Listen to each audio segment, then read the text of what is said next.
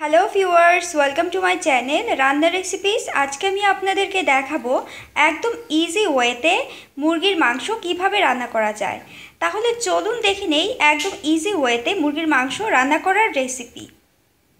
প্রথমে আমি কড়াইতে আধা কাপ পরিমাণ সয়াবিন তেল দিয়ে দিব। এবার 1 কাপ পরিমাণ পেঁয়াজ কুচি দিয়ে দিব। এবার পেঁয়াজটাকে ব্রাউন কালার করে ভেজে নিব। পেঁয়াজটা ভাজা হয়ে গেলে এবার আধা কাপ পরিমাণ পানি দিয়ে দিব। এবার 1 চা চামচ পরিমাণ রসুন বাটা দিয়ে দিব। 1 টেবিল চামচ পরিমাণ আদা বাটা দিয়ে দিব।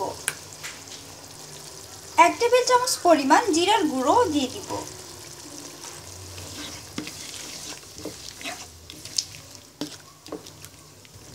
এবার ঢাকনা দিয়ে ঢেকে মশলাটাকে 5 মিনিট কষিয়ে নিব। আমার মশলাটা কষানো হয়ে গেছে। এবার আমি 4টে এলাচ, 3টে লং, 4 টুকরো দারচিনি এবং 3টি তেজপাতা দিয়ে দিব।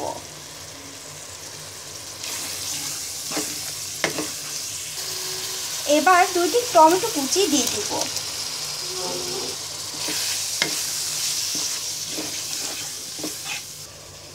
এখানে আমি মুরগি কেটে ভালো করে ধুয়ে নিয়েছি।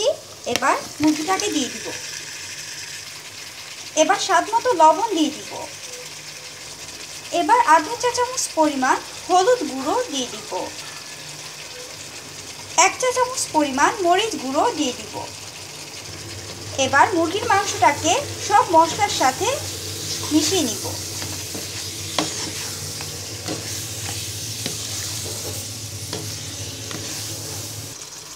এবার ঢাকনা দিয়ে ঢেকে মাংসটাকে 10 মিনিট কষিয়ে নিব।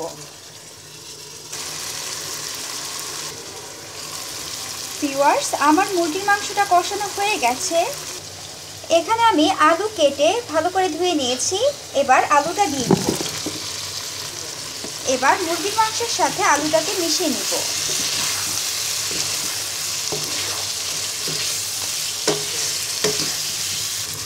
এবার পরিমাণ মতো পানি দিয়ে মাংসটাকে রান্না করে নিব।